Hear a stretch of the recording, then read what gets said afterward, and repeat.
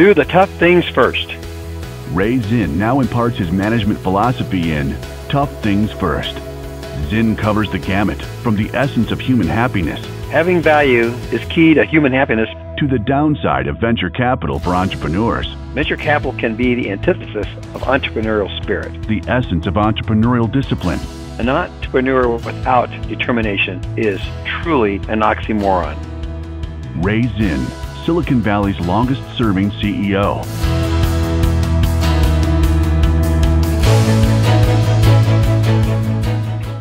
Hello, and welcome to what may prove to be a hot podcast. Ray Zinn, the longest-serving CEO in Silicon Valley, has some specific thoughts about the topic of immigration, enforcement, and the U.S. economy.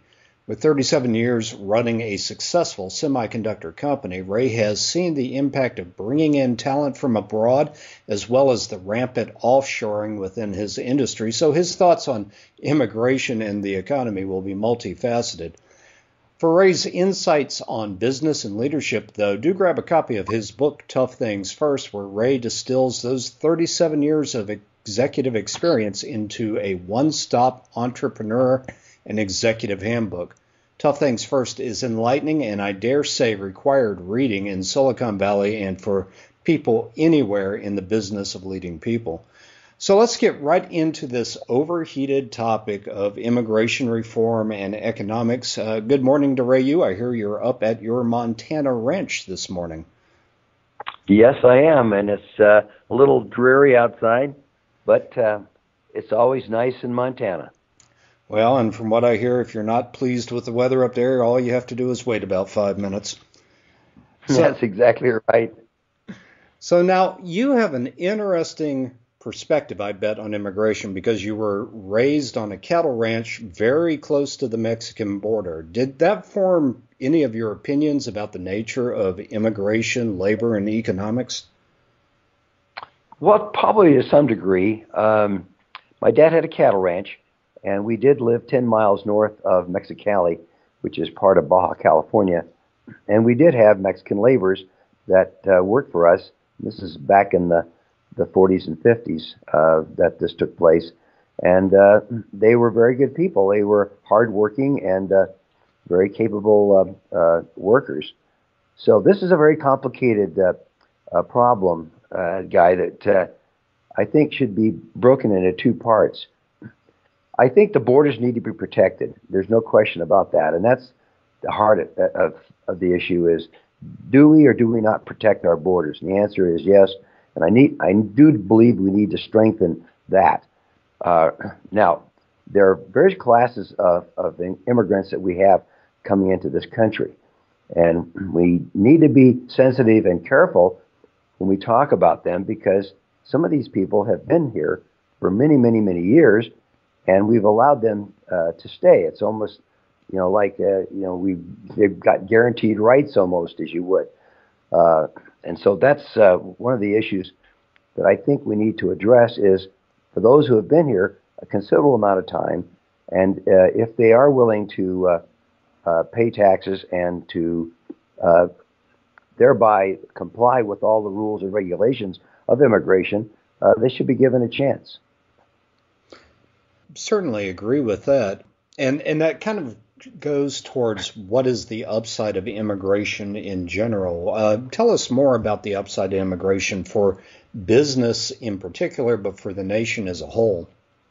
Well, where there's talent that we lack or that we can use or benefit from, certainly bringing people in from the outside would definitely help. I know that Wernher von Braun, who invented the rocket motor, we brought him in, as you would, but that's a special issue.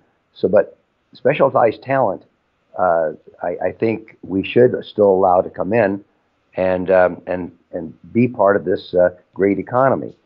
I know that's a big topic in Silicon Valley because there's always a finite number of visas which they're allowing, and there's some extremely talented people, even in, especially perhaps in semiconductors, who aren't coming in to help revitalize that industry. Well, the specialized talent could also be the farm workers, because I know that many in this country do not want to do that sort of labor, and so being able to acquire the specialized talent for farm labor, I think, still qualifies under what I call bringing in specialized talent. So part of the problem was the enforcement of the borders. That leads us to the other side of the coin. What are the downsides when we have lax enforcement on immigration laws? We get this flood of people coming in that are not necessarily complying with the laws and don't have to comply with the laws because they're not identified as citizens of this country. And as we know, when you have an open border and anyone can come in, anyone will come in, and that causes problems both from the standpoint of crime and other nefarious acts that these people would bring in. So I think it's important that we do better managing our borders so that we can do better at protecting our citizens. Well, and that brings us to this current election year. We know that immigration is going to be a topic on the campaign trail. And partisan politics aside, what are the policy positions that candidates should be taking in regard to both immigration and enforcement?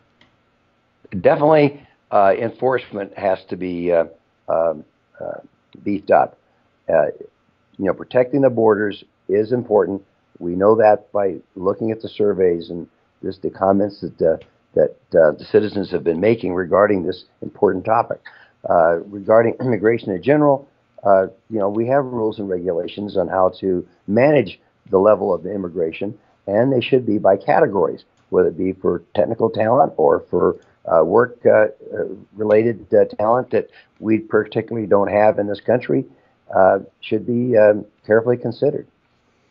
Well, thanks, Ray. This really does speak to our national policy on immigration. And speaking of policies, make it your policy to tune in to the next episode of the Tough Things First podcast, where we're going to dive into the unintended consequences of misguided policies inside of a corporate organization.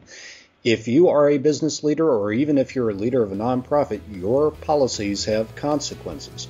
Ray is going to share his knowledge on policy formation and where it can go wrong.